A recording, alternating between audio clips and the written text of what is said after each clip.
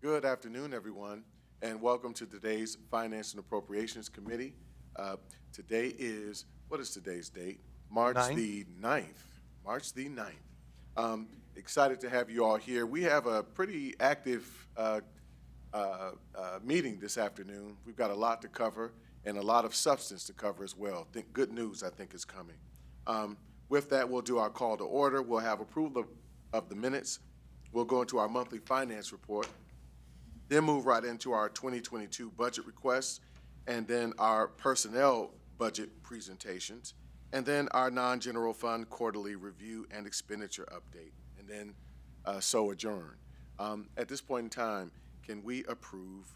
The roll call? Let's do the roll call first, excuse me. Thank you. Board Member Adair.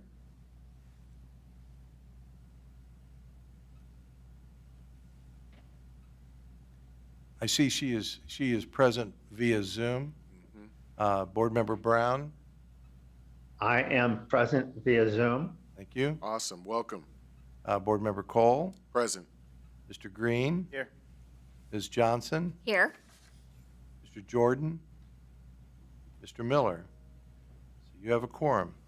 Thank you, Mr. Treasurer. With that, can I have an approval of the minutes? So moved. Moved and seconded. Without any objection, we can go ahead and approve those minutes. Thank you. Our monthly finance report, Mr. Treasurer.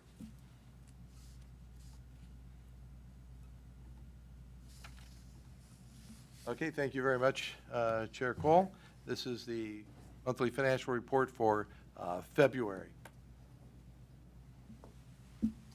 Year-to-date revenues are running about $30 million above plan, and I'll explain that that's totally related to property tax advances this past month, and expenditures year-to-date are about $3 million above plan. For the month, revenues were $59 million above plan, again, due to a large amount of advances that we received on first half's tax settlement, and expenditures were about $5.4 million over plan, combination of personnel expenditures running over plan and the transfer out that I'll explain to you in a minute. So that flipped us from under plan year-to-date on expenditures to slightly over plan on expenditures year-to-date. Revenues about 5% above plan at this point, and total expenditures about 0.6 above plan. Cash balance, $27 million ahead of plan at $418 million. Looking at the major revenue categories, as I said, advances on the first half property tax collections continued this month in February. We're expecting settlement, I believe, in late March. The tax advances this month exceeded the plan by $60 million. As you might recall, last month we were under plan. This month we're over plan, and it drove us year-to-date above plan. What this means is that we anticipate a smaller settlement in March than what we would have in the plan, and we still expect to end very much close to being on plan by the end of March when, or if it's in April when we get settlement, March or April, that should just work the timing variances out. State aid was about $3.7 million under plan.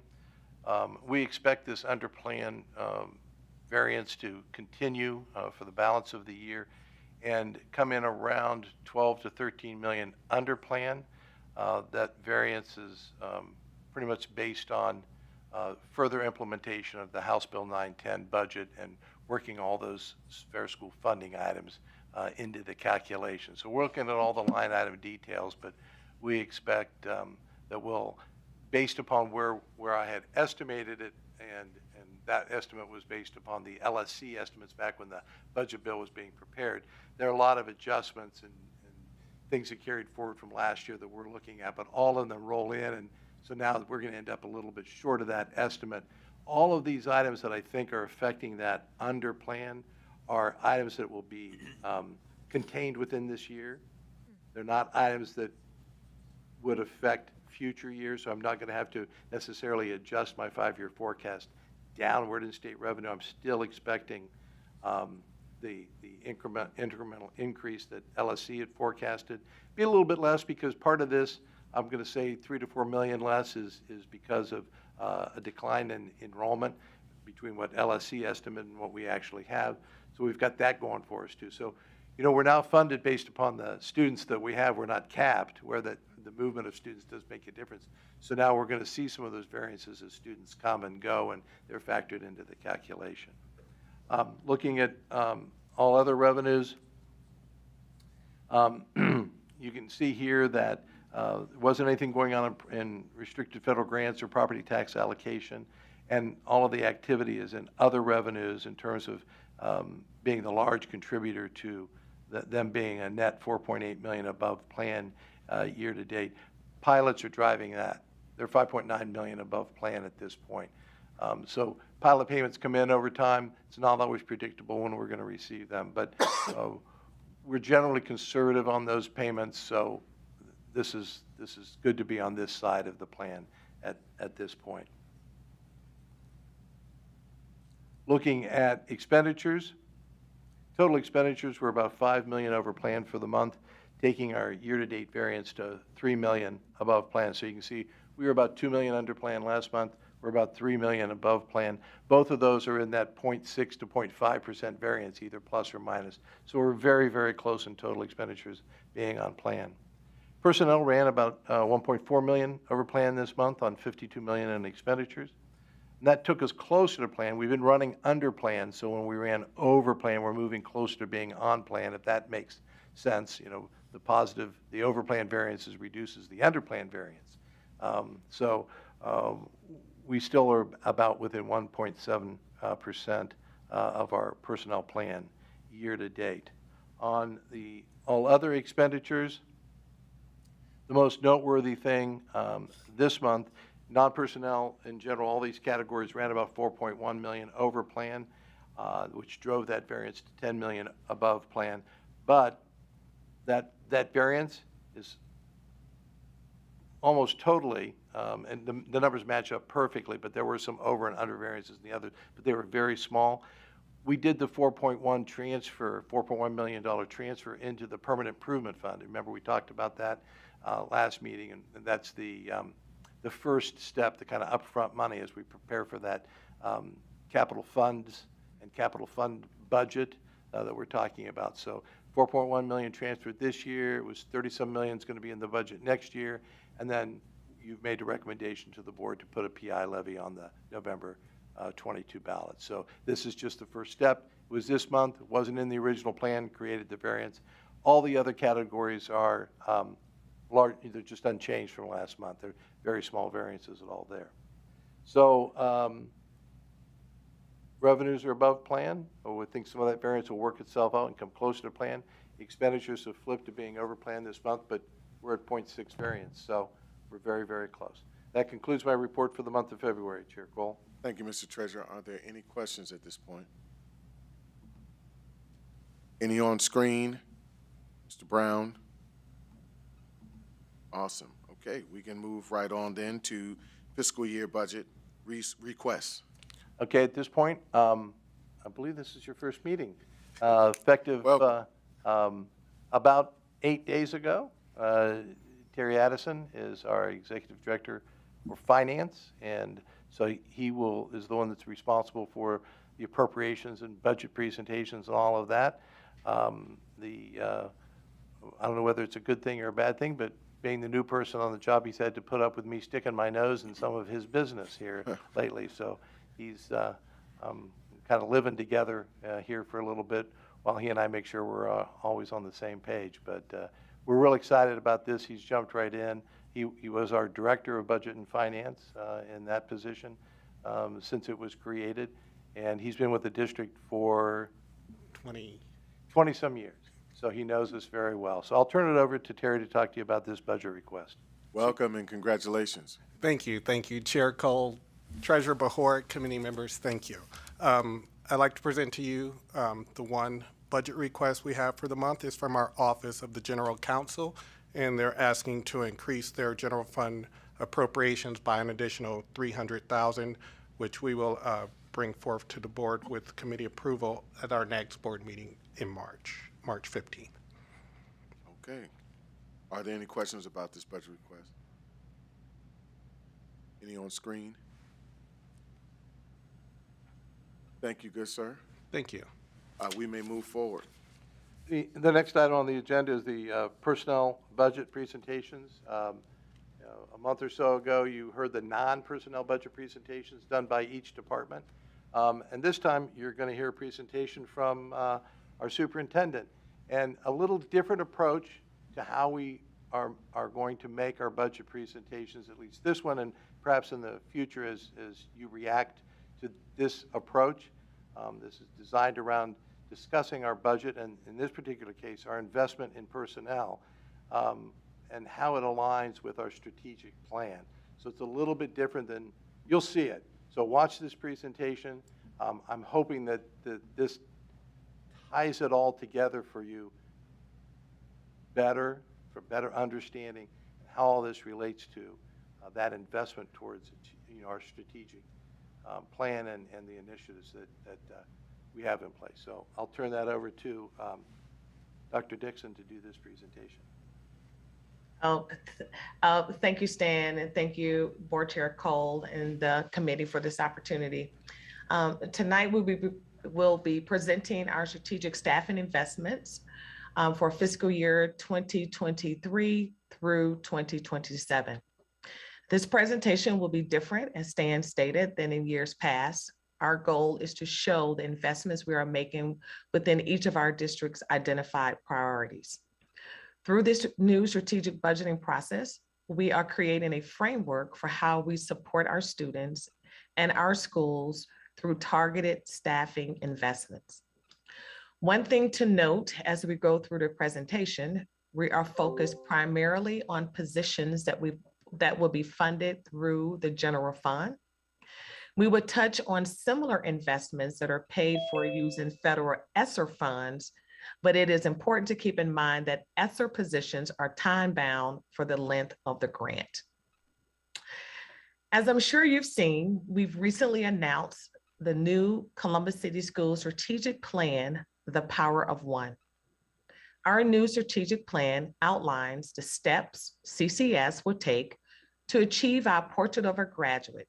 In other words, our hopes, dreams, and aspirations for all of our students, and ensure that each student is highly educated, prepared for leadership and service, and empowered for success in a global community. We identified 4 priorities to guide our work over the next 5 years: whole child focused, equitable opportunities for all, strong learning communities in every region, and authentic engagement. We have also identified foundational systems of support as a critical component of our plan. As we know, there are strategic objectives within our business and operation teams that provide a foundation of support to enable the district to produce its targeted student outcomes and realize our portrait of a graduate. Priority 1 is whole child focus. Columbus City Schools will design and implement student learning curriculum with a holistic approach so that students find their education more relevant, rewarding, and rigorous. Academic services, we will focus on our objectives and strategies within priority 1 of the strategic plan. We'll be adding specific staff to our academic services team. Additional behavior specialists, psychologists, speech pathologists, and transition coordinators will allow the district to provide more support at the building level for both staff and students. Inclusion coaches are a new position. These team members will support the district as we plan and prepare for more inclusive classrooms. Strategic performance and student services. Next slide, please. Also supporting priority one, we will make investments in our new strategic performance team. Research specialists will support the evaluation of programs to determine their effectiveness and return on investment. This is in response to a need identified in our PDK curriculum audit. Project managers will ensure the timely development and delivery of data systems and products in support of our school and central office decision-making. These staff members will coordinate the skills and resources necessary to develop and support data systems and visualizations within Columbus City Schools. Our student teams support the district's whole child focus. Specifically within this area, we are investing in our health services staff and our athletic staff. For our nurses, we will invest in additional nurses in the fiscal year 2023 and fiscal year 2024 as we work to provide equitable access to school health care. Every child deserves access to a school nurse all day, every day. These positions are another step to ensure that all school buildings have at least one dedicated school nurse, thus following the recommendations of the American Academy of Pediatrics. Athletic school students data specialists will support all CCS high schools and middle schools to ensure that information for students, families, school staff, and community partners is readily available and up to date. These new specialists will support each region and allow our athletic directors to focus on leadership and fostering the growth of our student athletes, both on and off the playing surface. Our whole child focused ESSER investments. We've also made investments using ESSER funds to leverage priority one objectives. This past year, we invested in creating the Office of Accelerated and Extended Learning and the Office of Learning Technology. And we plan to bring on a Director of Literacy next year. This shows you an overview of our general fund FTE count to support priority one whole child focus. This includes investing in 37.5 staff members next year and 87.5 over the course of the next 5 years. Priority two is equitable opportunities for all. Columbus City Schools will ensure equitable outcomes for all students and employees in order to create communities that promote excellence, professional, and personal growth and a culture of belonging. Equity and talent. As we focus on our objectives and strategies within priority two of the strategic plan, we will be adding specific staff to our equity team. Equity specialists will focus on helping schools build culturally responsive teaching practices, as well as support building leaders and school leadership teams in utilizing tools that analyze school culture, climate to address inequities, and create the conditions necessary for all students and adults to thrive. Equity coaches will be deployed by region to assist area superintendents and building leaders in executing equity goals. These equity coaches positions are planned for the fiscal year 2024. Also supporting priority two, we will make investments in our talent and human resources team. The manager of school leadership, recruitment, and pipelines will be a dedicated resource to recruit school leaders in partnership with the Department of Transformation and Leadership and our area superintendents. We will also invest in our substitute management team in support of both substitutes and schools. equitable opportunities for all ESSER investments. We've also made investments using ESSER funds to leverage priority 2 objective this year in the area of addressing student attendance, school counselors, and whole child supports. It is our goal to have at least one school counselor in every school building by this fall. This shows you an overview of our general fund FTE count to support priority 2 equitable opportunities for all. This includes investing in 5 staff members next year and over 14 over the course of the next 5 years. Strong learning communities in every region. Priority 3, this is priority 3. Columbus City Schools will strengthen a high quality, interdependent set of learning communities so that within and among these centers of growth are reliable sources of support, identity, and hope.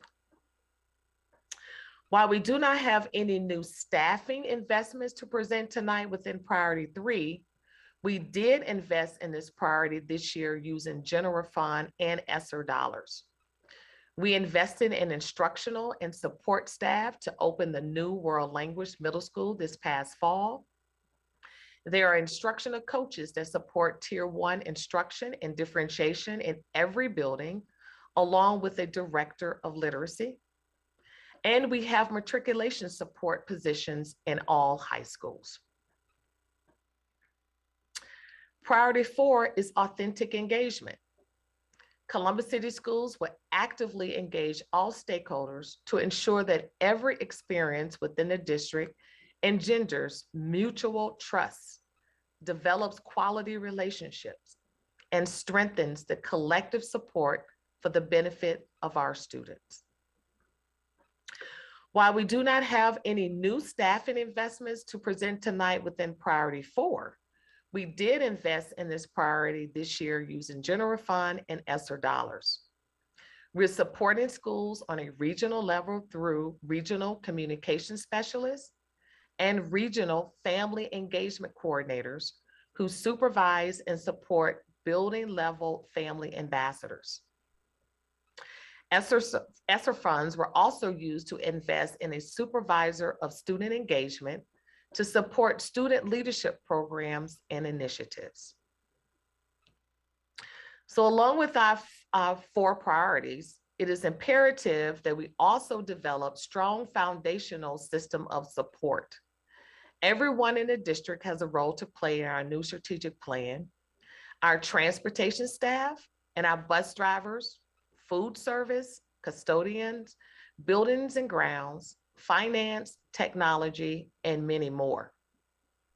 All of these teams working together provide a solid foundation that enables us to open our doors and give each and every student the best possible learning experience. To tell you more about the staff and investments we're making in this area, I would now turn it over to our Deputy Superintendent, Dr. David James, and Treasurer Stan Bajork. Thank you, Madam Superintendent. Good afternoon, Chair Cole and members of the committee. In terms of the business and operations portion of those foundational systems of support, we are projecting and requesting additional safety and security staff for next year. We actually looked at the 5-year forecast and decided to request that we advance some of the positions that were scheduled to go on in later years and move them up to this upcoming year because of some of the issues that we've had at various schools where we've had to move folks from one building to another, leaving them uncovered. So adding those staff will make sure that if we have an emergency, we have appropriate numbers of staff to handle that issue. A few other items in future years will be for 3 actual additional supervisors for safety and security. And then we will also be looking at, which is separate, but as I mentioned a couple of board meetings ago regarding custodial staff, those will be ESSER funded item to bring on some additional custodial staff for our middle and high school buildings. As I've made tours through our buildings this year, I've noticed and spoken to several custodians about their need for extra help just to deal with some of the daily cleaning, which I think supports a positive school climate. It's hard for me to believe, that it's acceptable for our kids to be in a building that we can't properly maintain with a limited number of staff. So we'll be working on some staffing ratios, but this will get us started on that process. That concludes at least the business and operations portion, and I'll turn it over to our CFO. Thank you. And thank you. In the area of budget and finance, we're working on what we're calling in our department Reorg 2.0, because as you recall last year, a year ago, this very month, we began a reorganization in my office, which led to the structure that we have today. We continue to look at that, and this planned reorganization is not fully fleshed out. We have a pretty good idea of the type of position and the number of position that we'd be looking for, so I've put in some placeholders in this plan for that for next year. These positions will be designed around building our capacity to ensure accuracy and timeliness of primarily the payroll information that we receive and we're processing. And that goes along with addressing some specific concerns that have been mentioned and identified in the audit reports that we've received over time. So again, these positions build our capacity to get that data, verify that data, and then process that data to ensure timeliness and accuracy, primarily in the payroll area. So we're looking forward to that as the next step. Again, we've not fleshed it out fully. There's a lot of things still to work out, but I wanted to get those placeholders in there because we anticipate being able to put this into place during the next fiscal year 23. There are no long-term plans for additional staff beyond next year at this time. Thank you. Thank you for that. Are there any questions at this point? So if we go back to, I'm sorry. No, go right We ahead. go to- Yes, okay. It's another slide I wanted to show.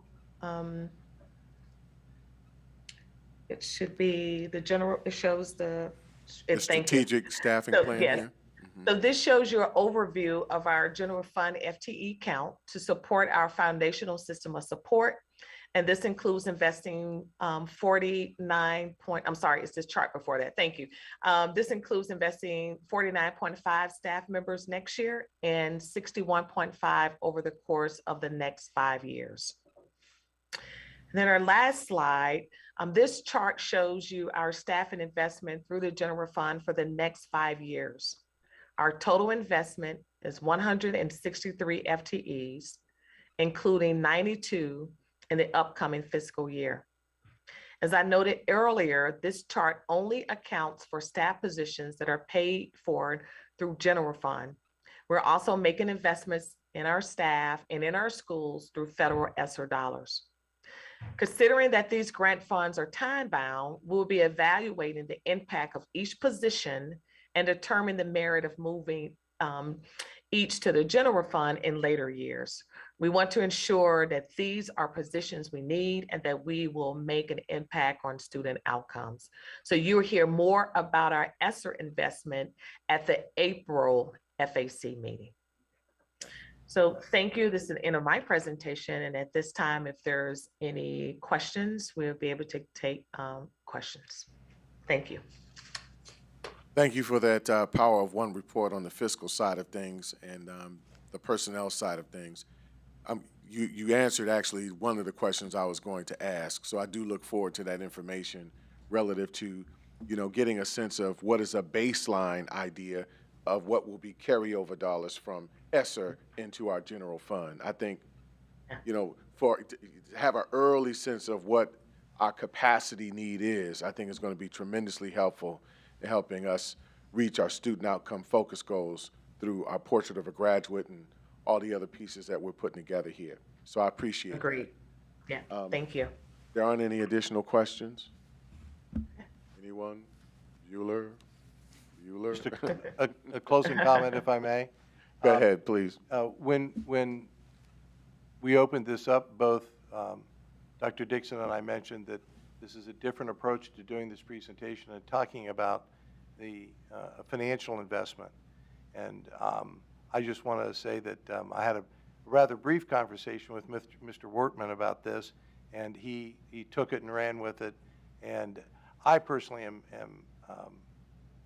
I guess, pleased, but I'm really more satisfied with what the presentation was tonight, because I think you get a complete picture of strategically what we're doing to support those initiatives, the investments we're making specifically on those. So I like this format. Terry and I will be working together to see what we can do in the non-personnel area to perhaps morph into that approach, so we do approach it from our strategic initiatives. So it's just another way to bring these financial investments and these budgets to life in terms of what we're doing strategically. So I like that. I hope you, if nothing, I hope you prefer this, and because I think this is what you're going to get in the future.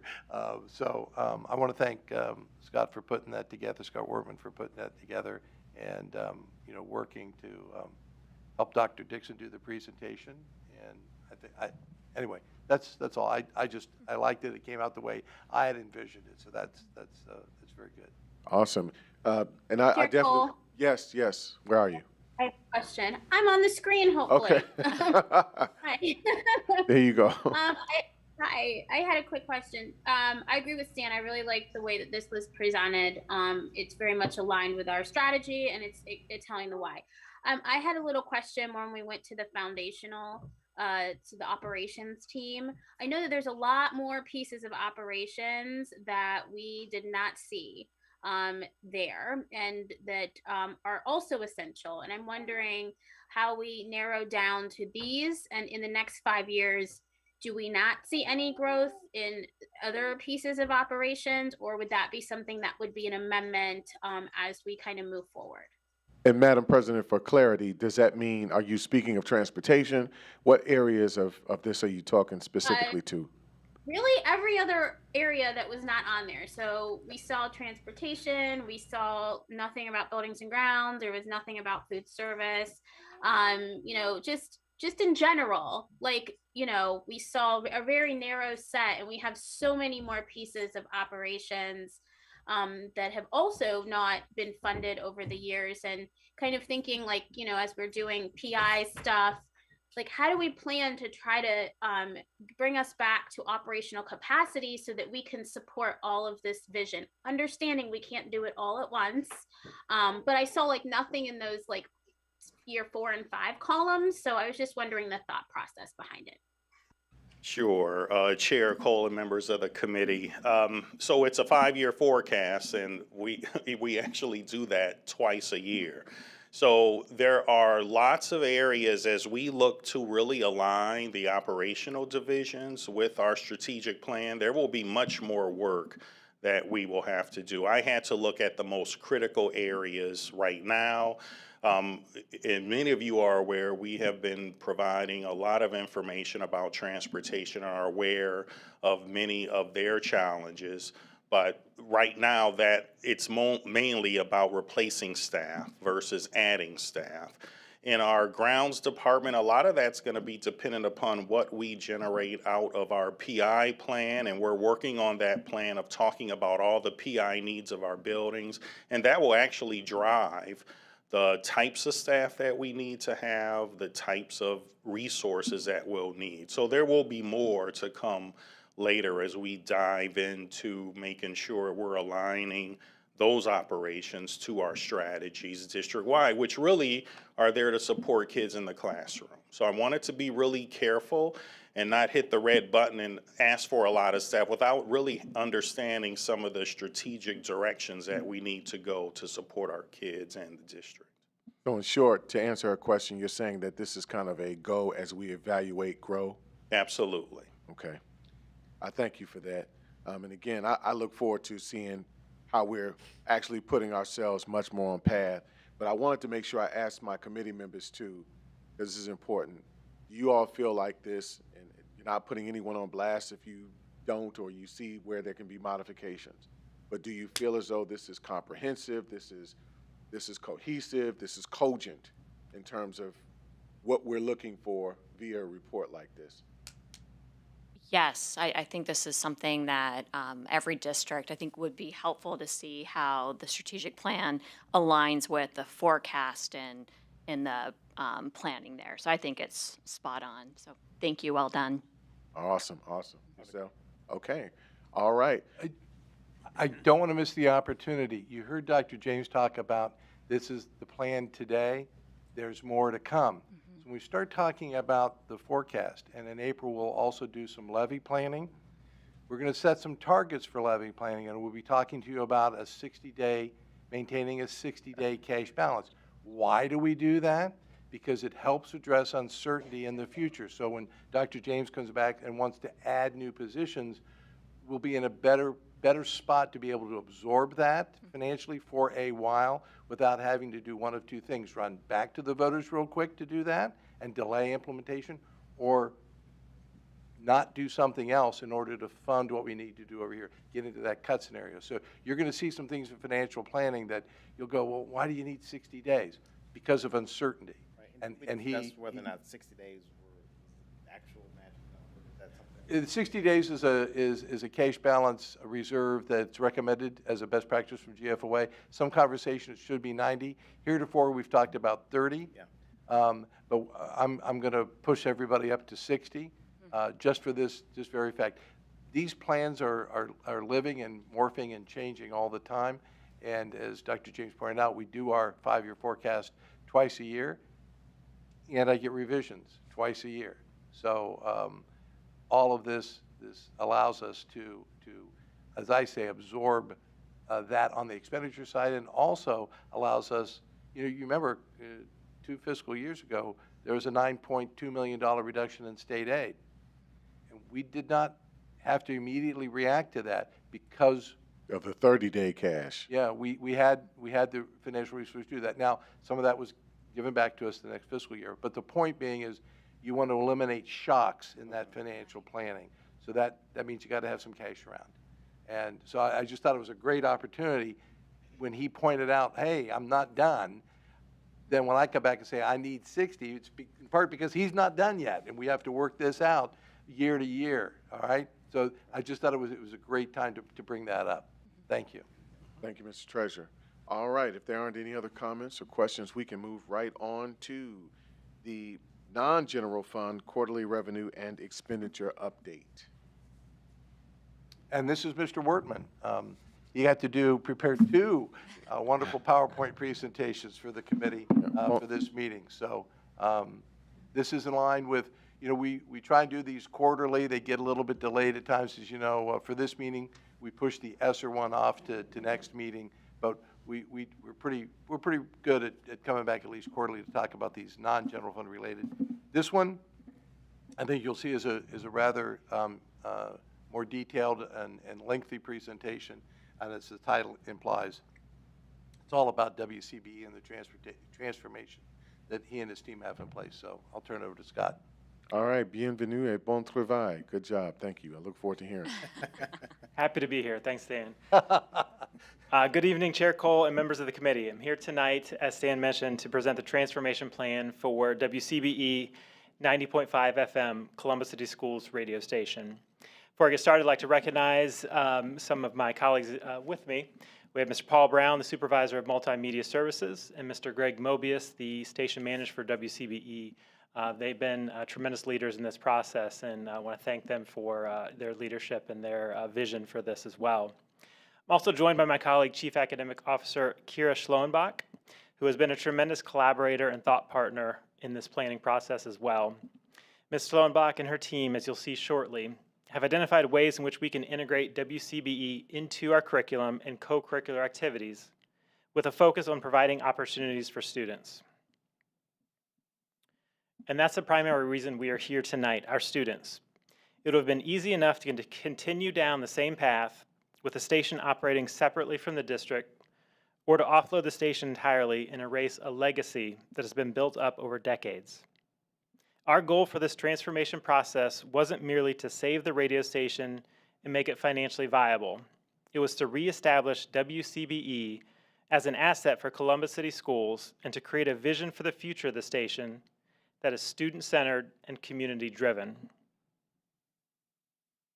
Our process looked both inward and outward as we worked to determine the best path forward. We examined the operations of the station, including programming, personnel and non-personnel costs, revenue generation from memberships and underwriting, and technology efficiencies. These are all areas that will be addressed in the creation of a viable business plan for the station.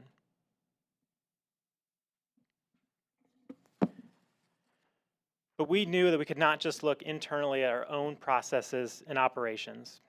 We needed to examine models that were successful in other school districts and other markets. Two of the primary examples that we landed on were up the road in Northeast Ohio, 88.9, the Alternation in Streetsboro, and WAPS-FM, the Summit in Akron. These two models are situated on opposite ends of the spectrum in regards to student involvement. In Streetsboro, their station is almost entirely student-run within their district's lone high school. Alternatively, while the Summit is housed within Akron's Ellett High School, the station has low direct student involvement, but finds its strengths instead in its connection as a community resource. We believe that the future of WCBE lies somewhere in the middle.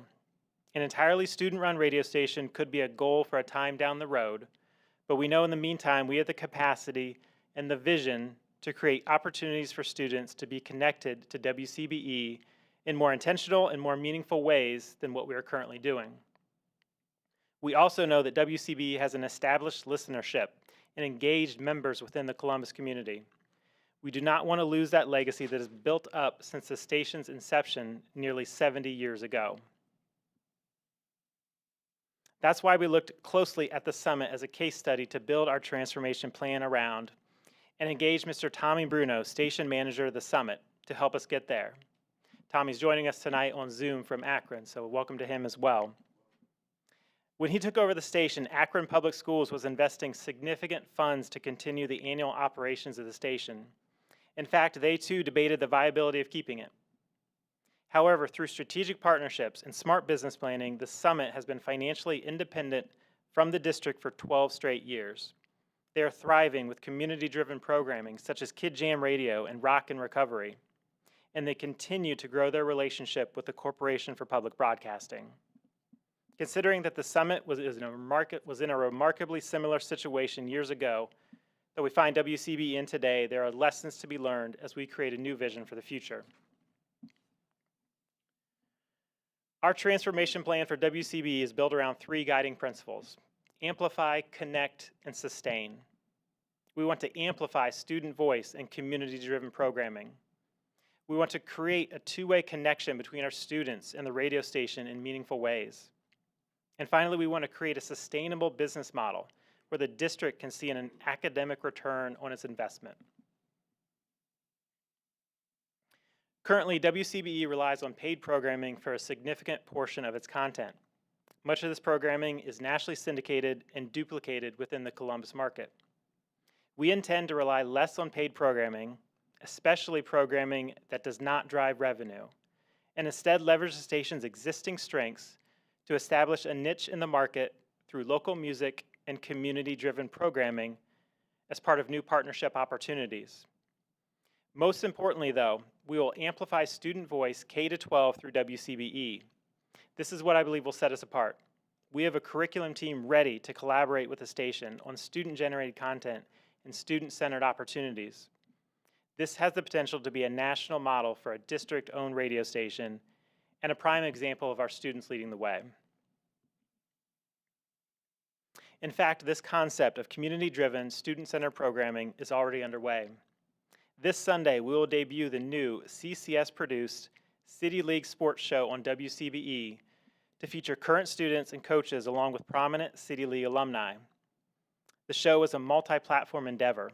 After debuting on the airwaves, the show will then stream on major podcast platforms on Monday. In the future, this show and those like it will air on what we propose as WCBE TV on the current educable public access channel. We already have an agreement in place with the City of Columbus to allow CCS to program the TV channel moving forward. It is this type of community-focused programming that we believe can drive business underwriting and revenue and create a true connection between the work of the district and the goals of the radio station. At the heart of the connection between CCS and WCBE should be a shared educational mission that puts students first and supports their growth and engagement. In fact, this notion speaks to the origins of the station in 1956, when it was launched as an educational tool for the district. Accordingly, we will redefine the WCBE mission statement to better reflect our new vision. As I continue to say, WCBE will be student-centered and community-driven. We will also explore new partnership opportunities that support the station, provide opportunities for students, or address the needs of the community.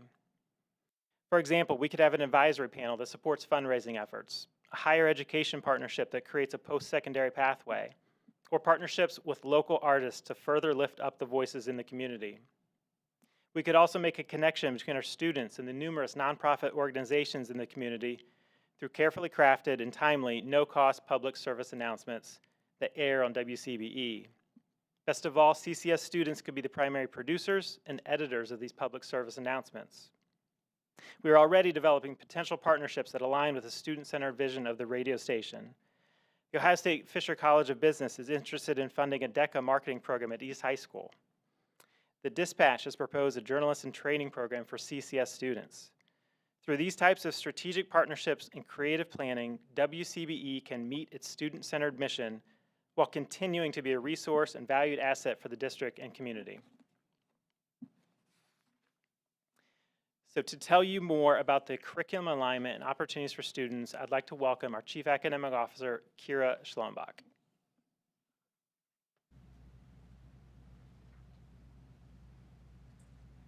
Thank you, Scott. Hi, everyone. Good evening.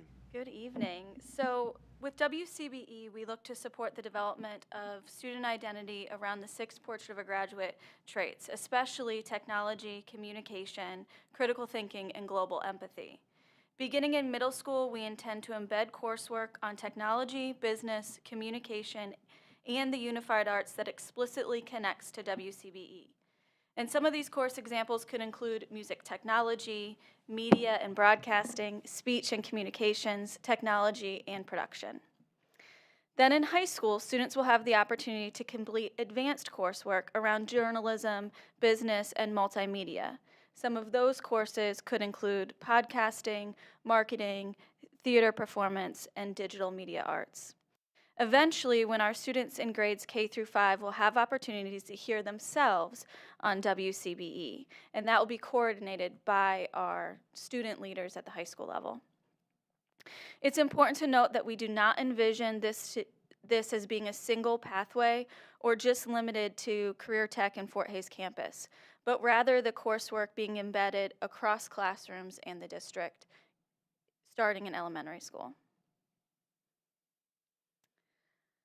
So here we see WCBE as a high school course elective. We envision a teacher facilitator, someone that teaches the multimedia and journalism course, but also advises the production of WCBE.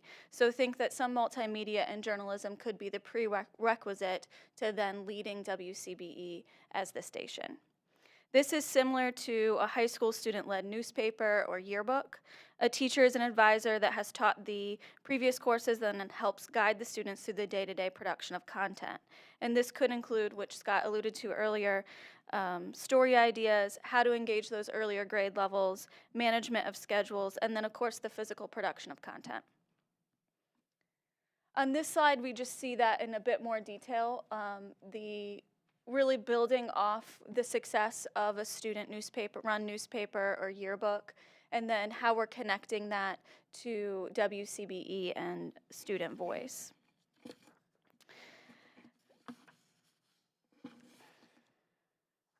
Here, so really this is just more detail, managing the day-to-day of functioning, including deadlines and deliverables, really giving the opportunities for the students to be the leaders of the content and the production at the station. And with that, I'll pass it back to Scott.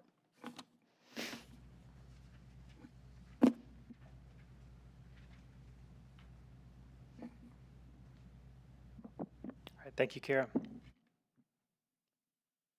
The third part of our transformation plan is to create a sustainable business model that streamlines the operations of the station and provides a return on investment for the district. As I mentioned previously, we will significantly reduce costs by eliminating paid programming that doesn't serve the new mission of the station or generate revenue. In this plan, any paid programming could come out of grant funds, such as the Corporation for Public Broadcasting, which has a provision for the acquisition of programming. We will also create new efficiencies by investing in and implementing industry-standard automation systems that bring WCB up to par with modern station technologies. This will require a modest upfront investment, but will pay off in the long run. When budget planning, the operations of the station will focus on opportunities for students, community-driven programming, and revenue generation. With this in mind, we worked with the Treasurer's Office to create a 5-year projection for WCBE. The chart before you shows the past 5 years, including estimates for the current fiscal year 2022, along with projections through fiscal year 2027. On the revenue side, you'll see that we have been declining since 2019 and expect revenues to continue to dip in the first year of this transformation plan. As we move forward with the implementation of the plan, we expect to define in greater detail our membership and underwriting strategies and goals that could lead to larger projections for the future revenue. We have accounted for continued investment into the station by the district, but at a lower projected total than in previous years. On the expenditure side, we do expect a significant decrease from previous years with the streamlining of the station operations and programming.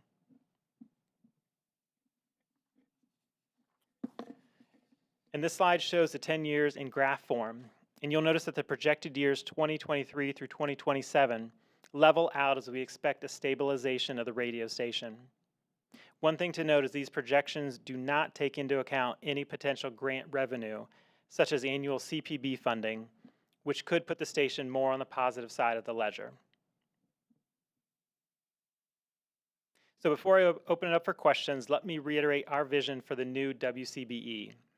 We're prepared to implement a plan that transforms WCBE into a multifaceted public media organization that is student-centered and community-driven. WCBE will amplify the voices of our students and community. It will connect to the curriculum and provide opportunities for students. And it will sustain an efficient business model so that the district sees a return on its investment into WCBE. Thank you for your time and your consideration. Thank you so very much. Thank you for this report. Before I make any comment, are there any questions at this point? Yes, sir. Well, I was going to have a comment. I think it's great, but the question was, you mentioned about getting the station up to par as far as equipment. What kind of investment would that be? Maybe I missed it. It's in the 5-year projections, but it's about $50,000 that we would expect to do this spring, and it's an automation system that would really streamline those operations, not require staff to be sitting at a board all day and all night, running the radio station. Yeah. It allows you to kind of program in your content, and then it plays automatically. Great. All right. Ms. Johnson? You just mentioned looking at a couple schools maybe as models or just kind of comparisons. Are the changes you're making, is it similar to either of those school districts you mentioned? Yeah, I would say this vision aligns with Akron, the summit. We really we engaged with Mr. Bruno, the leader there for the summit, and they were in a similar situation. So I think there's a lot of lessons that they've learned that we've been able to take from Mr. Bruno and apply to our situation. But especially on the community-driven part, they've done a tremendous job really connecting to the community, doing a needs assessment, and really tailoring their program to what that community needs. I know we've got Deputy Superintendent Dr. James, who was in Akron at the time, so he's very familiar with that situation there 12 or so years ago. Can we hear a word from Mr. Bruno, provided he's with us?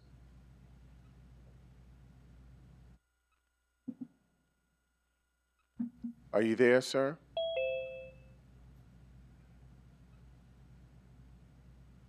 Yes, sir. I'm with you. Awesome, awesome.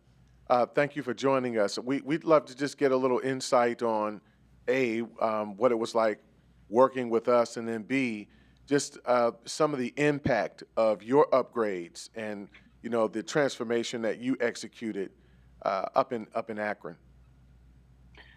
So very similar stations, WAPS, W Akron Public Schools, W Columbus Board of Education. Both came out into the mid-50s, 1955 here in Akron. And Dr. James and I faced the same kind of uphill battle, what to do with this public radio station. And I can tell you that Paul Brown has been wonderful to work with and his team in making these suggestions. We dug into our community and found a way to allow the community to support the station, the district to give us enough of the freedom to go out and find how to run this station.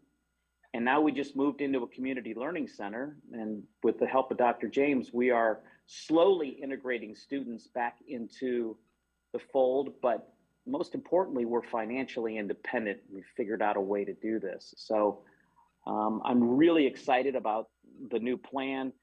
It would have been very easy to sell this station, and the legacy would be gone within moments. But I really think we have a really unique opportunity to dig into the curriculum piece, as Kira shared with you, and do something very special.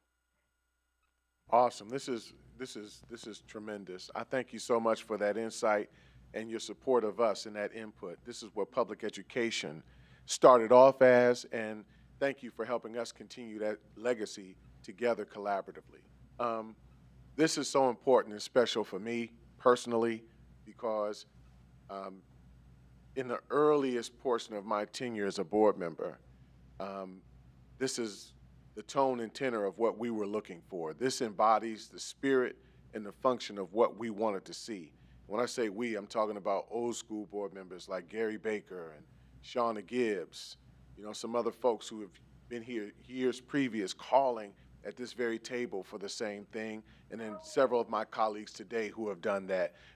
President Adair, just one of the few. So I just thank you so, so much for what is going to be a new and incredible opportunity to develop young people into some very key and important things, and helping make sense of Portrait of a Graduate in a very curriculum-tied kind of way. So some might, in the lay world, might interpret global empathy as, you're just making nice kids. They're just nice kids. Well, today, and we've got more to show, but this is a great opportunity to show what global empathy really is and how these youngsters are devising and creating a narrative that's shared about the world that's happening, that they live in as citizens. So I love it. This is powerful for me. I can't wait to get this started. In fact, I would love it if you guys, first of all, thank you for the merch. Secondly, I would love it if you guys autographed our hats. I have a wall of achievement. Yeah.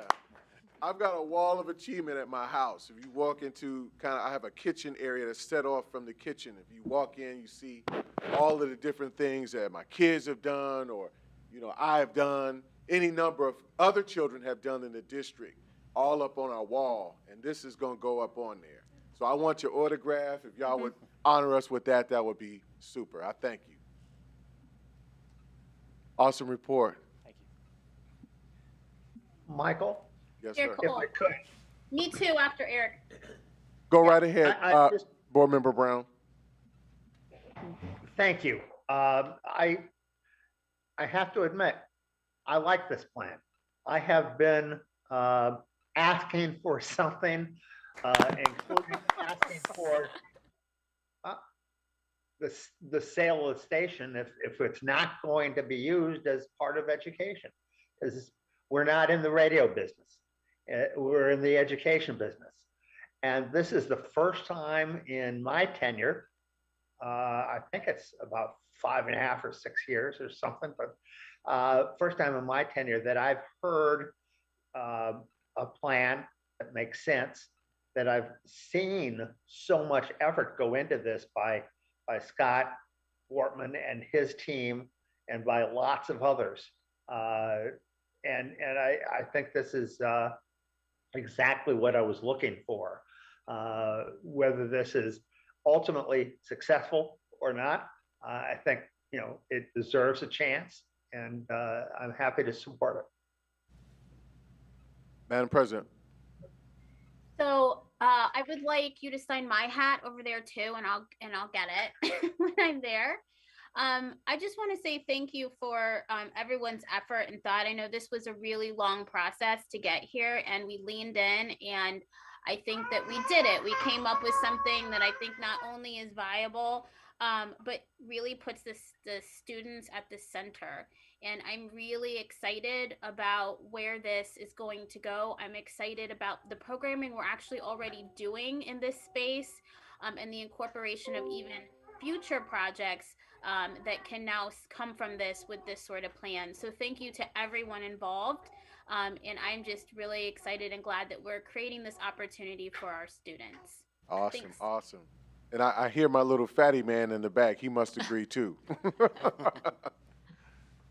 Can I mention one more thing? Yes, sir. Go right Two ahead. team members that really played a big part in this. They're on Kira's team, Kenny Lee and Dr. Betty Hill, were really instrumental in putting the curriculum together. So want to recognize them too as part of that team. Please, absolutely. I want to give you all a hand. Yeah. This is a job well done. Paul, Dr. Hill, you guys, all of you, just phenomenal job. Thank you. Thank you, sir. Thank you. All right. Provided there are no questions and or comments, new business, what have you. Just Go right kind of ahead. interesting perspective. I wondered when the radio station began. You said it was 1956? Just to let you know, 2 years after that, I entered kindergarten in Glenmont here in Columbus School. Nice. So I was there. If you could do a rehab for an old guy like you're doing for an old radio station, I'd greatly appreciate it. But Hashtag new knees. there you go. Thank you. Thank you so much, Mr. Treasurer. All right, with that, we are, I offer a motion to adjourn, or I'm willing to accept a motion to adjourn. So moved. All right, it has been seconded, and with no objections, we are good to go. Thank you so much. We look Thank forward you. to seeing you next month.